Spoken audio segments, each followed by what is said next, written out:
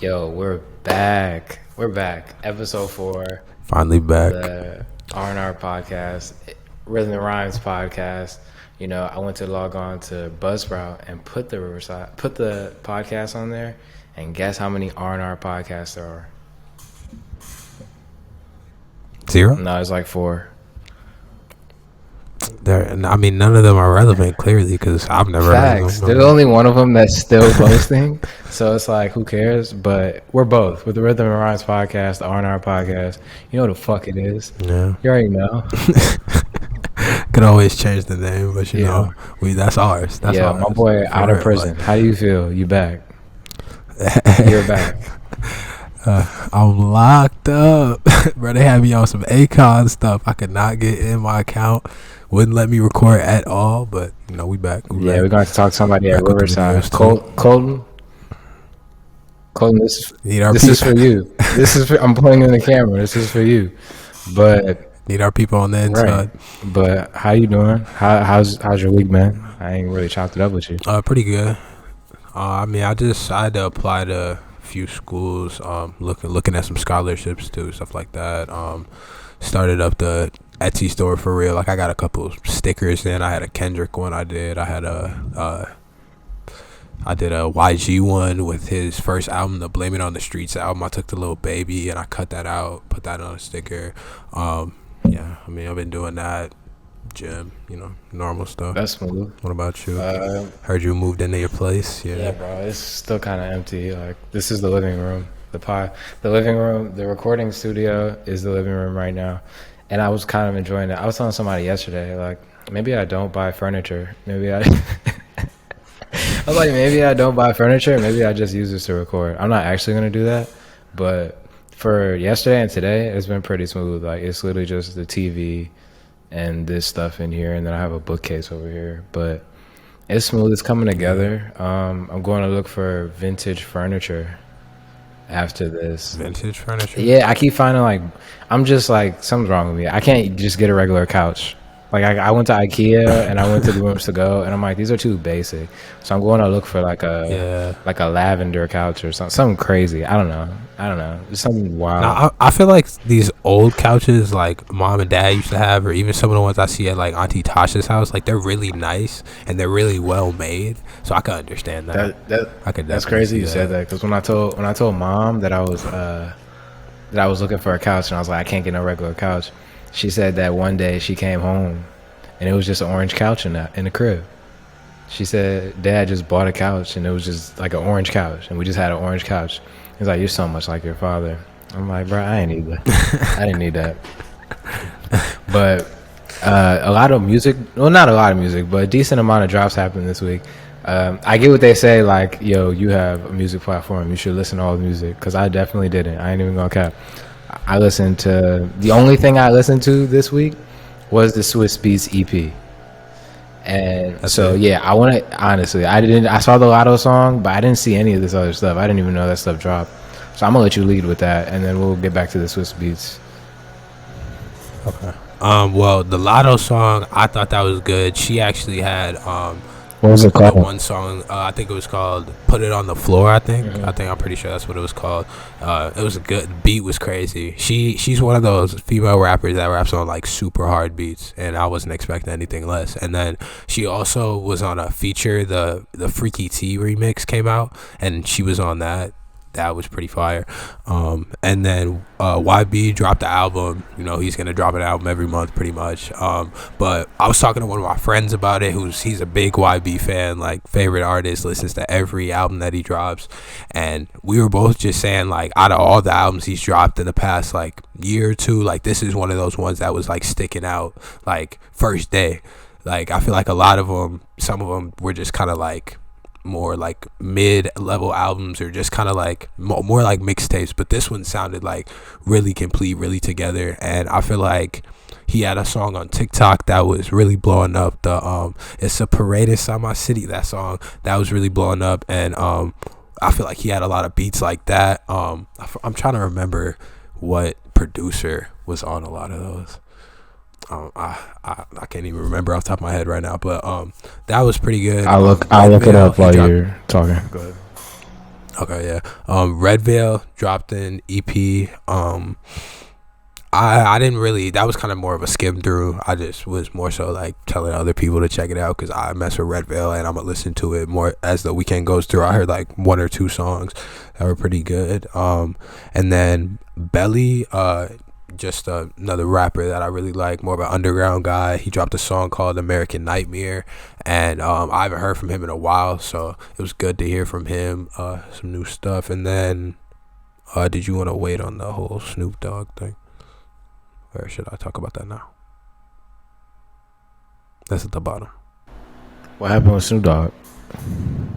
Well, I just literally he was on a song with a dance artist, and it just keeps reminding me that like Snoop Dogg is literally the biggest face in hip hop because he's everywhere. It's not just like rap. It's not just music. Even like, did you know that he was announcing a WrestleMania a couple weeks ago? I did see that. Yeah, I did see that. Like, and the fact that he's been announcing before that, and then he's on all these commercials. He has every brand deal. Like, he's just one of those people that you're never gonna see, like, I guess, go out of style in his time. He's just a timeless rapper for me, and I just really wanted to put that appreciation in there, I guess. And he was getting off on the last part of his verse.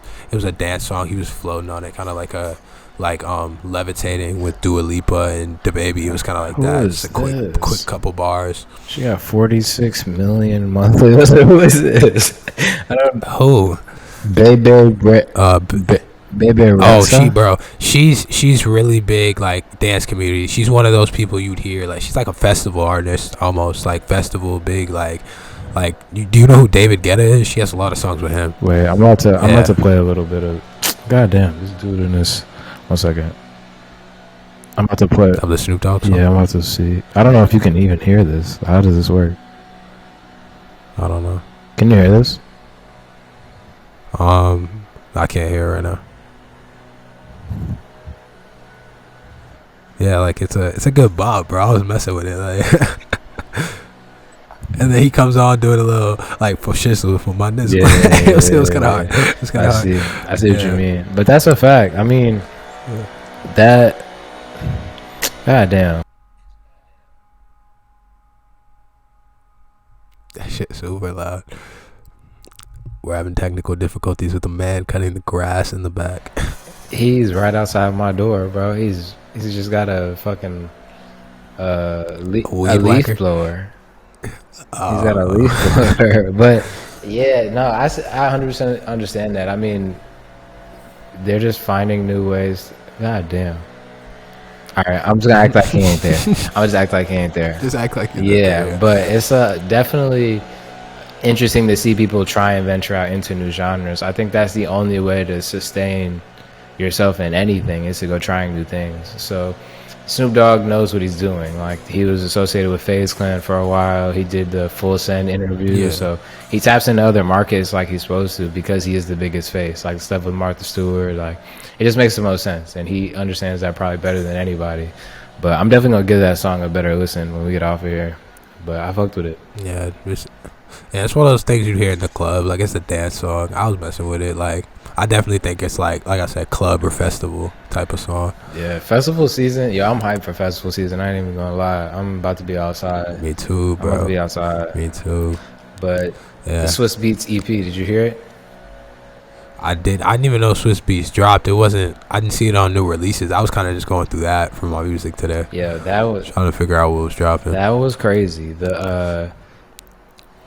I saw a tweet earlier this week saying that Jay-Z was gonna be on it. They just used the Jay-Z sample, bro.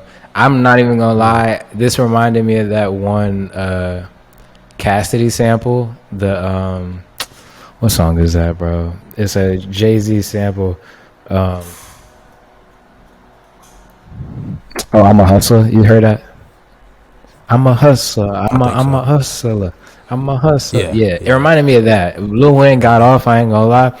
But I guess the standout on this EP to me, Jay Electronica song was good, but Scar Lip. Have you heard Scar Lip at all? I have not. Bro, go check out her freestyle on Funk Flex. I watched it yesterday. She rapped some of the verse from this song on there. bro. She's tough. She's who we think Armani. I don't want to diss Armani Caesar, but I feel like the perception around Armani Caesar, like she doesn't give me that. She doesn't give me Griselda energy. You don't think so? Like in a way she does. Like she kind of get off, but it's not the same. And you'll know what I mean when you go watch the freestyle. Like her delivery, like it's crazy. She gives a lot of DMX energy. Like it's actually kind of nuts. Can see that. But Okay. I don't know. It's like there's this weird dichotomy with female rappers. It's like they're either really pretty and like dressed up and, you know, pink glitter, all that stuff, or they're like they just niggas. More like tomboyish. Right. Like they dress more like dudes. Like no, even when I was at that nudie show, the girl that was up there, she was more on that like tomboy look on the stage. Like it was like she was over there rapping like a dude. She was sagging her pants, throwing money in the crowd, like fake money in the crowd, of course, but she was throwing money in the crowd. I think she gives me a lot of. She doesn't give me tomboy vibes. Like at least this is all off a 5-minute freestyle. She doesn't give me tomboy vibes. Like when she's talking to Funk Flex, it seems pretty normal. But when she gets in and out of pockets, she like gets like real deep voice sometimes, and I'm like, oh, that's crazy. So I'm gonna check her out some more. But that was definitely a standout to me from that. And then, do you know where she's from? Brooklyn. Okay, see I mean, I've heard like girls from Brooklyn are more like they're more aggressive. I've met girls from Brooklyn. Kind of depends where you're from. I've like, met girls from Brooklyn. Do you feel like they're more aggressive? Maybe it's just it's just the energy out there, bro. It's just the energy out there for sure. But definitely somebody we should check out. And she had Simma, who got the keys to my Beamer. I went and looked at that sample. You know how many people have used that sample? It is an actually absurd amount. It's like over 20-some people have referred to that bar in some way. That's a Beanie Man song. Simma, who got the keys in my Beamer? Who am I? The girl. That song is really big, and I've heard it so many times in the last couple of years. Like Lil Sims used that sample on Gorillaz. Scarlett used it. Wizkid used it on a song 10 years ago. Like there's a bunch of them. I'm gonna send them to you after this. But it was interesting to me watching that, like how like one bar can be used that many times over and over again, and it sounds crazy every time. I don't know why that bar is so crazy to me, but yeah. I'm trying to. There's a couple rap bars that I feel like are really not even overused, but they just work every single time. Like, no. I feel like IDK definitely had some. I think he had. Yeah, he said that. He said that too. He has one. He did. Yeah, he has a song with Denzel Curry. It was a freestyle on a couple albums ago where he used that same bar. Yeah, but good artists take, great artists steal. Yeah, like that's a fact. But that was the highlight from the Swiss Beats tape for me. I've been honestly still bumping a lot of older stuff. Stuff that came out a couple weeks ago. I've been still bumping a lot of Larry June. Yeah, me too. I went back to Asha K a lot this week, just because I'm trying to decide if this is so hard because it's still early, but like how long is his career gonna be? Because he reminds me of DaBaby's career so much, where it's just like a sound that works. It's like, are we gonna get tired of the sound, or are you going to? Are we gonna get tired of the sound, or are you going to like evolve into something else that we just love? Because I feel like that's a lot of people's problems. I feel like because his music is so new and that style is like becoming more mainstream now, I feel like it's kind of in the beginning end of it, and it's kind of like a growing part of Afrobeats is that the amapiano and that like cadence of that type of music. Like I feel like he could evolve. Like I feel like, was Burna Boy making a lot of the same types of music when he first started, or like Wizkid? I feel like no. Burna. I say Burna Boy and Wizkid. This is sort of where I kind of get out of my depth, because I think they always spoke some English or pidgin in their music, and so it's easier for me to listen and understand to that. To what I'm hearing from Ashake, he doesn't seem like super technical or super lyrical. And when I watched I Right. watched an interview of his, and he said he was a dancer.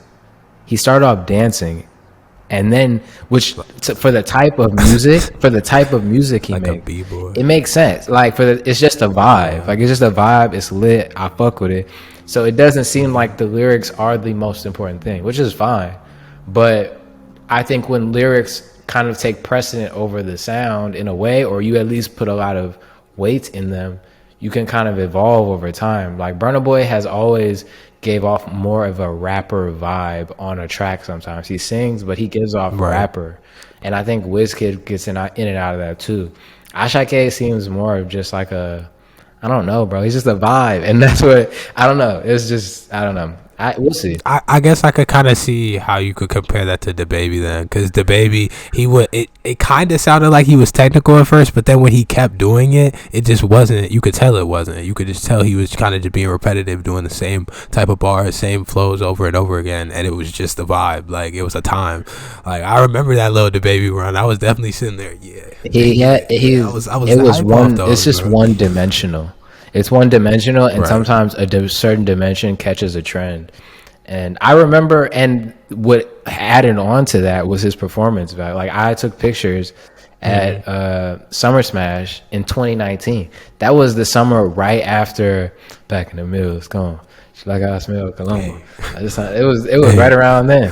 But I remember I have video from that concert. I was so lit, and I just remember being like, yo, he's on a crazy run right now. But looking back in hindsight, he found a sound with a specific producer, and it worked, and everybody just started throwing money at it, and nobody waited to see if there was other dimensions to it, and now you see where we're at. And a lot of this, it's crazy because Ashake uses the same producer for a lot of his music.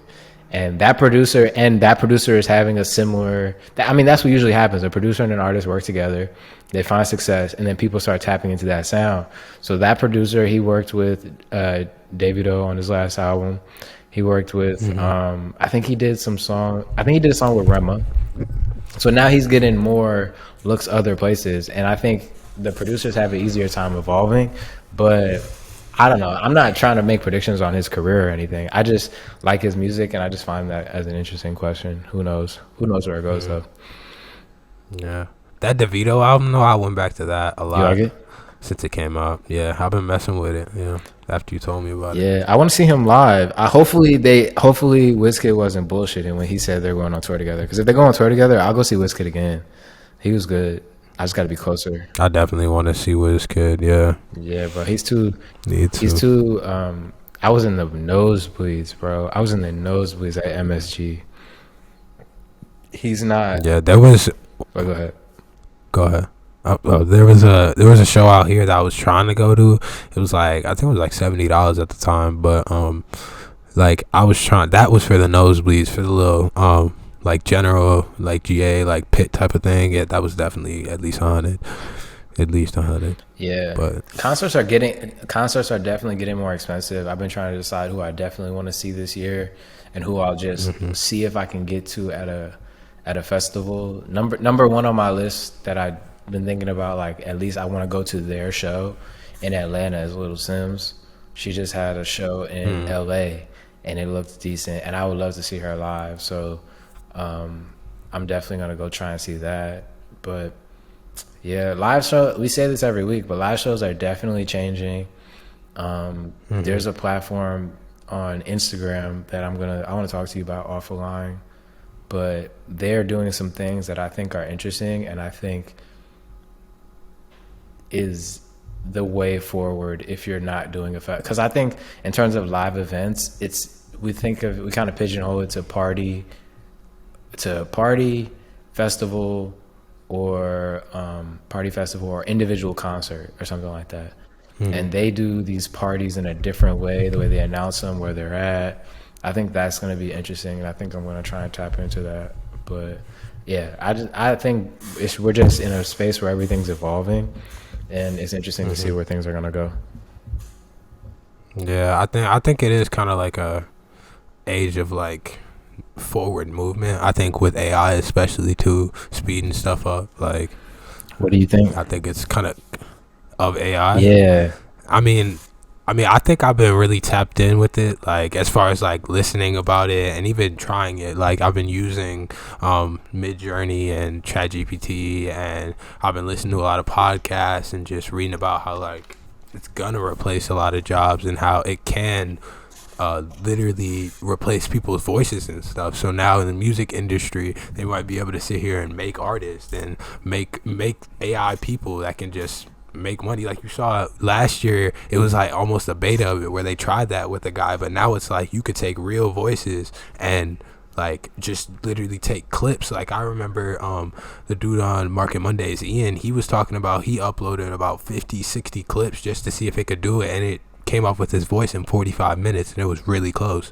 Like I just think it's gonna be like a gift and a curse. Like even the guy, the CEO of Google, was saying it's only gonna be as evil as the human mind can get. It's only gonna go as far as the human imagination will go. So I mean, I think it's really more so what we do with it. Do you think that it's going to be a net positive or net negative for music? I think it's probably going to be a net negative, because even you see the dude on TikTok who made the whole song, the whole Drake and Weeknd song, like, and he's going to keep doing that. Like it's going to be like, I feel like actual like musicians, like people who are in like bands and stuff like that, that was already going away. Like, or like getting a live band to do your instruments in the background of your song, that was already going away with technology and just having Fruity Loops and just being able to record from your house like we're doing right now. But I feel like even more so it's gonna be gone with something like that, because you don't even need a producer anymore. It's like, yo, like, make me this beat, like I'm gonna give you this person's voice of this version of this person's voice, 30 different clips, now make this person's voice, and just, I don't know. I think it's just crazy, but I think it's going to be a net negative. You think it's going to be a net negative? I'm on the opposite side of this. Yeah. Let's flesh this out a little bit. I think that when you look at music, I think let's first define like what is good and bad. I guess for the everyday average musician, or the musician who, I think for the everyday average musician, I don't think it's that big of a, how do I say this?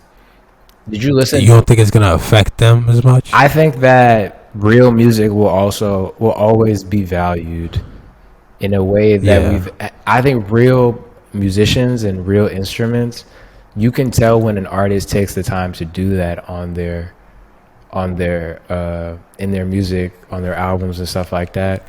I haven't heard AI create beats, write lyrics, or do anything that is super substantial to where it's like that AI Drake and Weeknd song, it was decent, and I guess the masses kind of enjoyed it because it sounds like them.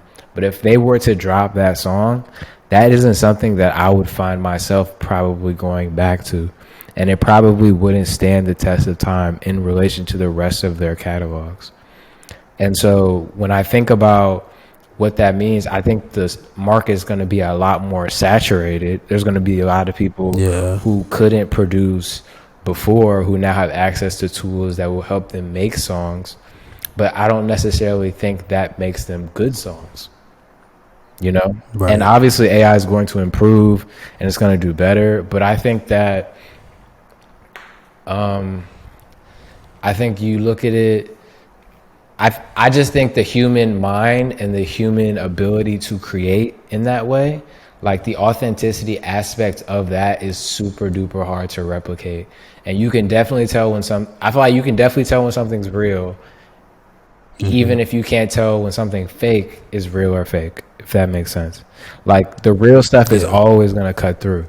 So I feel like Did you hear Parks talk about this on the JVP? Did you listen to it at all? Yeah, I thought it was interesting how he said like even like if Quincy Jones had something like this, he would have like made something you've never heard before. Like, Facts. Facts. I think it's just going to allow people to do more of what they like to do. You know, I think you were talking about earlier the yeah, other AI tools. Like I use Descript. Have you heard of Descript? no, Descript. but yeah, I think I have actually. Descript is And like then a like the transcribe one. yeah, it's like a transcribe video editing platform, and I use that for some of my clips sometimes. And that, like, if I mess up a word or I forgot to say something, I can just put it in there. I can just put it in there and I don't have to re-record it. It'll just put the words in there of me saying it. It'll take all the other words I used and put it together. And so I think that for people who lack in certain areas, like for me, the whole actual recording process of it is the most difficult thing for me. Like to consistently get on here, I don't enjoy the video editing as much. I'm not as good as I would like Right. to be, but it gives me access to tools that allow me to get by and do a lot better and just do what I like to do, which is talk, record, write, those things. So I think that, like any tool, like a hammer could build a house and a hammer could kill somebody. So I think that, like you said, it's as evil as the human mind might be. The people that are able to harness it and use it to 10x their output, improve their output, improve their production, they're going to go to the moon. They're going to go places that nobody could Yeah. even imagine. But on the flip side, it's also going to like think about all the people who don't use, like there's nobody that doesn't use the internet right now. Yeah, it's inevitable that in some way AI is not going to be in your life. One of the most interesting use cases, taking it outside of music, one of the most interesting use cases I heard Gary Vee talking about was like, imagine if your Alexa was over there and you just said, "Hey, I have 8 people coming over for dinner today. This person's allergic to dairy. I don't want to use celery. Uh, buy me something from the grocery store to make, so like buy me enough stuff from the grocery store to go make that." And then Amazon would connect to Walmart, make the list of things you need to make dinner, purchase it, and then either send it through Walmart delivery or it's there for Walmart pickup, however you want to do that shit. But like shit like that, like little things like that, I think is going to take us into a place that actually doesn't, like we can't even actually quantify what's going to happen with AI yet. No, it's gonna be super big. I don't know. I feel like it's gonna kind of like in a way.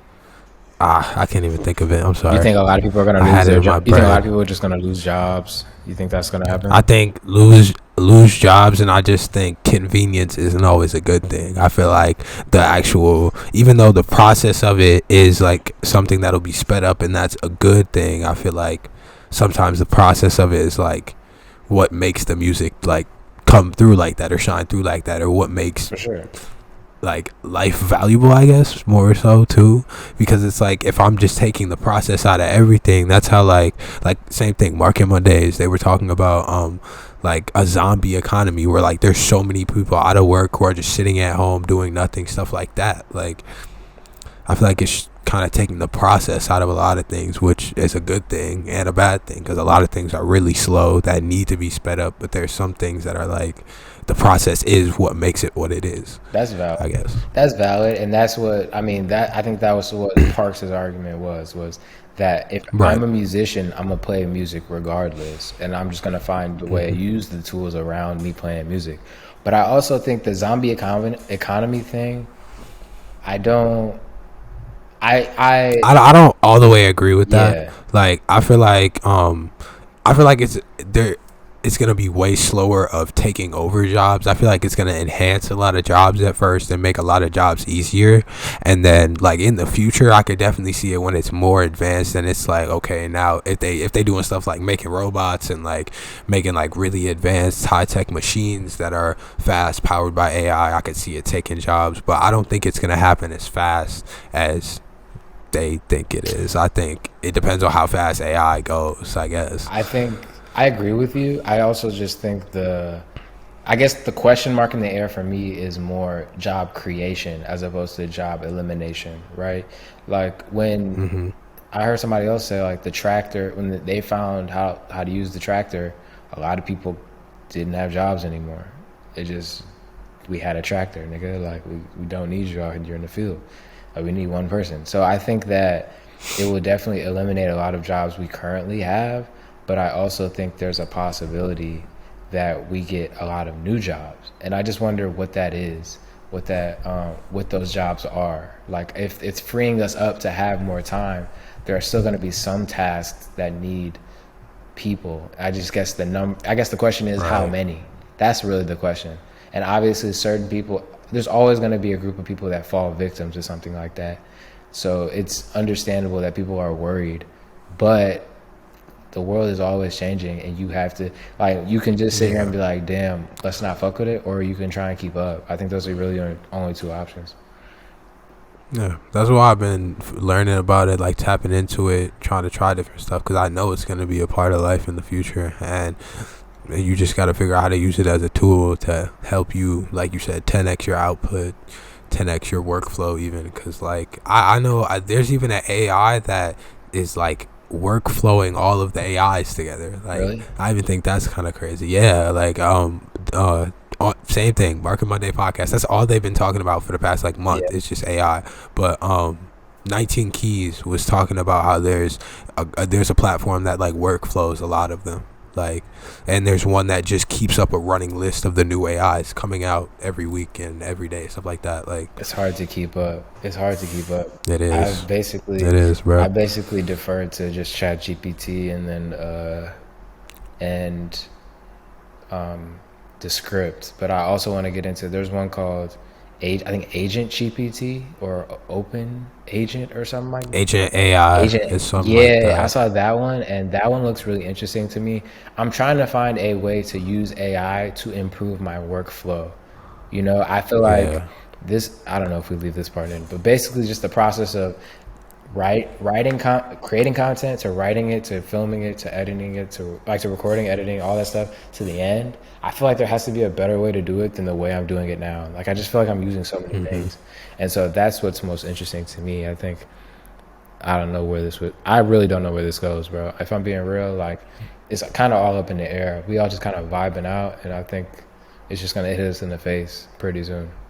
Yeah, I think it's just gonna keep going. I think it's just you just gotta see where it goes. I think it's on an upward kind of momentum as far as so growth. We'll definitely keep an eye on it. There'll probably be another song next week, but I think I don't want to get into Spotify algorithms today. I think I'm gonna get into that next week or the week after that. Spotify algorithms have been on my mind heavy recently, just because of where I think music is going and just algorithms in general. I don't think, like, when we talk about diversity inclusion, I don't think they're culturally aware enough to be even ready for what's going to happen. And I think that's going to give other companies a leg up. So I want to talk about that eventually, but I wanted to talk about two more things. The IDK album rollout, and then I want to get into Rich Paul in a little bit. But IDK launched his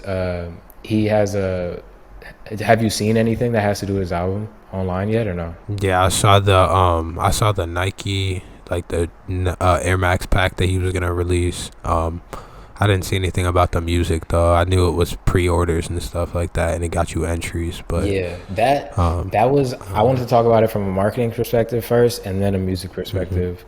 Well, let's go music. No, let's do marketing and then music. So the process he had for the giveaway, do you have the Crumble app, like the cookies? No. So they had a thing with Crumble? No, so I'm gonna relate it to this. So their app basically has a page in there, and I'll send you a screenshot of it so you could put it in the video. But they have this way for you to earn Crumble. I think they're called crumbs or points, just like the IDK thing did, to enter more points into the raffle. And basically the points add up to give you free dollars to buy cookies. And so if you do it, it's like refer a friend on Facebook, follow us on YouTube, follow us on Snapchat, follow us. And they give you, there's so many points available that I found myself when I first got the app, I found myself doing all of them. I did all of them because I'm like, if I do all of them, I get $10 and then I get a free cookie. But what that does is it builds your platforms. It builds your platforms regardless of if those people are actually going to like interact with your content or not, right? Like that's the biggest problem that people have in marketing is getting your stuff and your product in front of enough people. Like forget if they're gonna buy, it's getting it in front of enough people. And so if I have 5,000 people being added to my social channel, even that, and that's a low number. They crossed $1 billion in 5 years earlier this year. So they're making a lot of money. So I'm saying if they're having 5,000 new people add to their social accounts every month, that's just, and they do a similar process where they do a cookie show on YouTube revealing like which cookies are coming out that week, and then they do posts on everything else. It's like you're just increasing your visibility, and that's hard for a lot of people to do without paying or without paying a lot of money. And so when I saw IDK's page doing it this way, I found that it's really interesting and it's really smart, because if a lot of people are following him on Twitter, following him on Instagram, following him on this, when the album comes out, that's just going to increase the visibility of the album, regardless if they go listen. You know, you want them to go listen, you want them to click on it. But it was smart to me because he's able to now get his stuff in front of more people, and he's only giving away like, I think it was like 10 pairs of shoes or something like that, and then like some model cars. He's not giving that probably maybe cost him $20,000, $30,000, $40,000, but he's probably going to get an insane number of reach off of that process. And I think artists should look at that as a way of increasing their visibility, because that's the hardest thing on these social platforms, is getting enough people to see what you're selling. So I just thought that was interesting on the marketing side. And on the music side, the track list, where's it at? The track list for the album. Okay, the features, I was kind of disappointed with the feature list. Looks interesting, but I was kind of disappointed with it too, because the idea of, it's called the Free Coast, or the F65, and the concept behind it is basically it has a lot to do with the diaspora and how everything's connected, and how Ghana and the Ivory Coast played into African American history. I want to find his caption to see if, I don't know if he had it up still, but the track list is Rich the Kid, Fat Trell, Benny the Butcher, Snoop Dogg, N.O.E. Choppa, Tay Ewar, Music Soul Child, Saucy Santana, Juicy Fruit, and Goldie. And I think the only artist on here, if I'm not mistaken, I'm not sure about Goldie, but Tay Ewar is Nigerian, I think. And that was reading the description of what the album was supposed to be about, and him not having more, I guess I was expecting more African artists or more artists from other places. It doesn't seem to be that, so I'm assuming a lot of the content is going to be about that. The song he released today, I did not like. I ain't even gonna cap. It wasn't good. But I definitely think the diaspora stuff is more so gonna be on like the marketing side and the content side. I feel like they'll more lean into it there. I don't think he even really makes that type of music. Like, I don't even think that's something he's really leaning towards himself. So I don't know if he would be able to tap in with those type of artists. Maybe was that Tay Ewar you said? Is he like a drill artist, or is he just a normal Afrobeats artist? He's a singer. Yeah.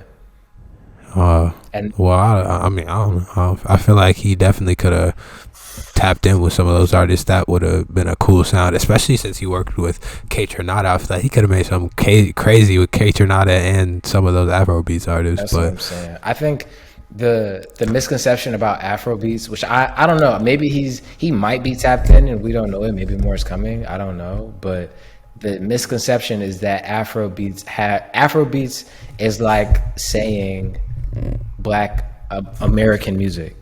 It's like saying American music. That's what it means, right? So like Burna Boy, and like if you compare like a Burna Boy to, let's see, a Black Bones, to a Benson, to a Ira Star, to a Fave. Like there's so many people and they make so different types of music. And it's not like when you said I don't think he makes that type of music, that's the misconception we need to break. It's that it's like we're like there's somebody out there for any American artist you were to give me right now. I could go give you an African artist, a Nigerian artist, a South African. I could go find you an artist that would pair well with the type of music they make. And if not an artist, the bigger thing is the production. The production drives a lot of what's going on.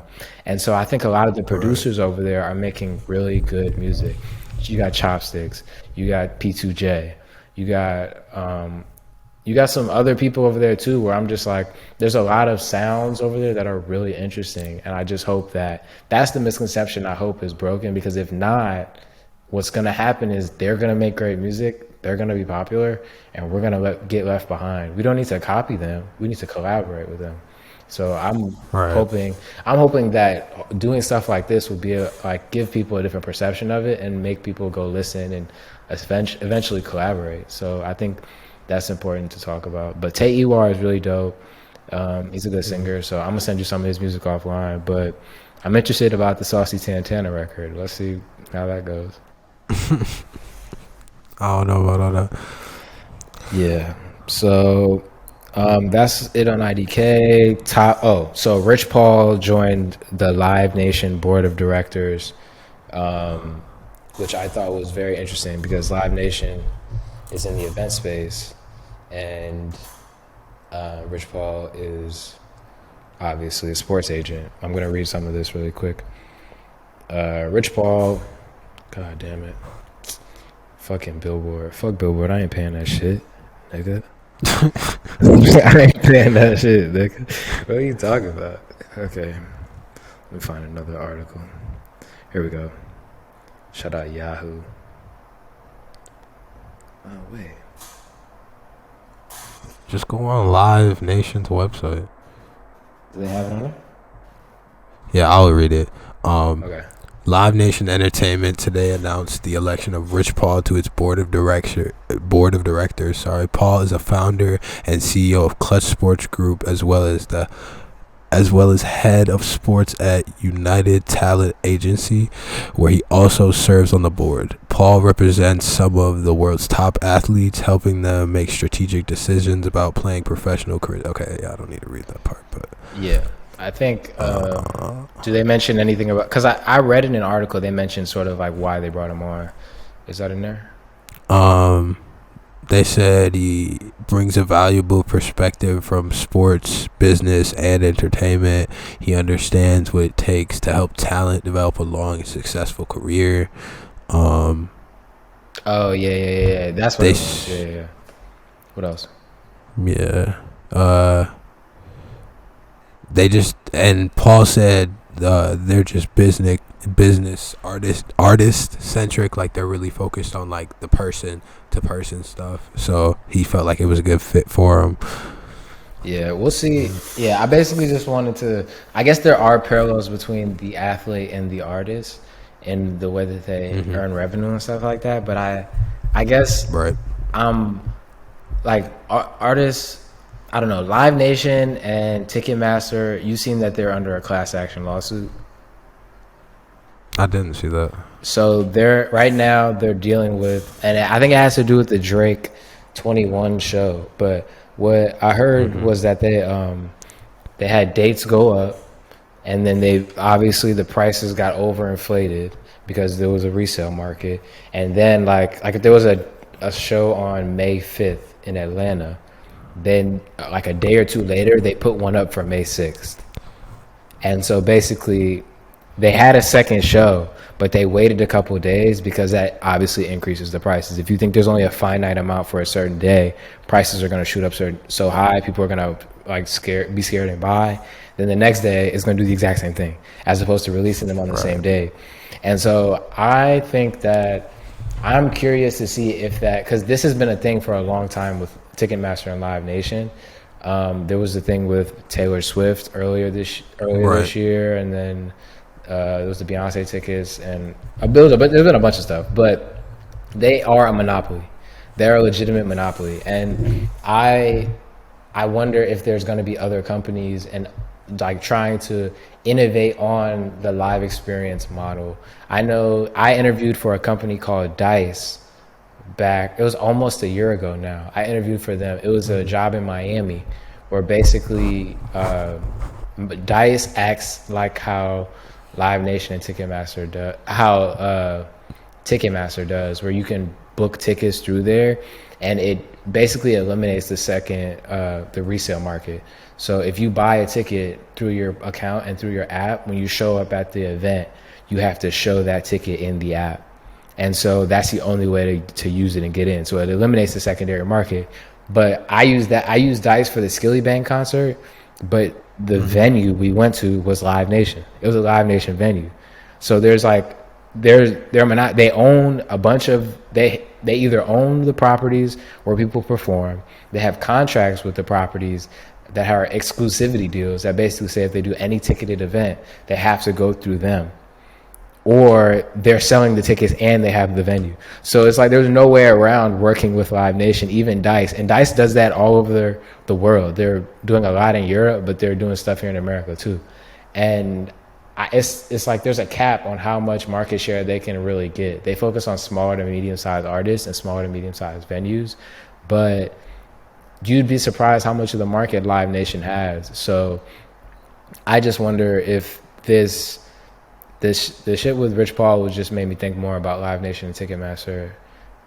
You know, that was a riff, but yeah, I think the fact that they even own something like a Dice makes them, like you said, more of a monopoly. Because if you're saying Dice focuses on smaller and medium sized, go ahead. They don't own Dice, but Dice sold the tickets, and they had to find a venue for the show, and the venue is Live Nation operated. So they had to, they don't own them, but they still had to have a relationship with them, which is still like, to your point, it still makes them more of a monopoly because companies outside still can't, you know. Yeah, I feel like, but the best companies in America, like you see them in almost every sector. Like Apple, you see them in everything. Like they're making, like you saw that they released that savings account that they're gonna do. That they're getting into health. Like they're in a lot of stuff, and they started only tech. Like I feel like the big companies, you're gonna have to see them. You're gonna have to work with them because they are. Like I put my foot in this first. You got to give me a piece. Like he said, like Denzel said, I'm leaving here with something. Like, you know, I'm leaving here with something. Like I feel like that's how the bigger monopoly big companies are, like Walmart is, or like even like a Target, like something like that. Like those bigger companies, you have to work with them if you're in that sector. Yeah, it's I think the market, this will be a good wrapping point, but I think the market is going through a real shift in terms of just brand, like the way that brand is being constructed and deconstructed in front of our faces. I try not to say too much about like my job in corporate here, but watching the juxtaposition or the difference between like how we operate internally when making marketing decisions, or like ad spend and where we're going to put stuff and what stuff is going to be versus what's going on in social media, there's a huge disconnect. There's a huge disconnect in the brand. And so there's going to be a changing, how we see in the NBA now. I'm making a video on that, how there's a changing of the guard. It's like, if the Warriors don't win this year, then this is the end of an era. This is the end of that, like the Curry, Bron, KD, that era is done. Like they're in the league, they're still playing, but and so we're getting to the point now where Mr. Beast can call somebody. Mr. Beast can open a restaurant and 20,000 people show up to the mall.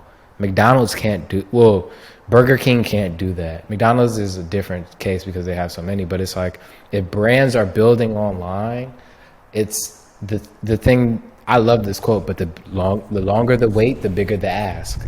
Mr. Beast didn't create a burger for 10, 12 years. As soon as he created the burger, it's like that. Like that's market share gone like that. It's not going to happen. Like it's gradually happening because brands are figuring it out. And I think this goes for any sector, so live events. And so that's why I'm really interested in it. It goes for any sector. When brands are building online in industries, the moment they ask, if they have real brand, market share is going to evaporate like that. And I think during a depression, one of the biggest industries is entertainment. So we're about to enter a depression. I don't think it's a recession. I think it's a depression. And so You think it's a depression? 100%. I think we're entering a depression. And during that time, entertainment is going to go up. Brands like Rhythm and Rhymes, you know, us, and everybody else will be increasing their brand awareness while big corporate companies are still paying for TV ads. And then brands like us are going to make asks, market share gone like that. That's what I think is going to happen. That's my prediction. We'll see. I'm betting on it. Obviously, we're here, episode 4, but we'll see where it goes. I don't know.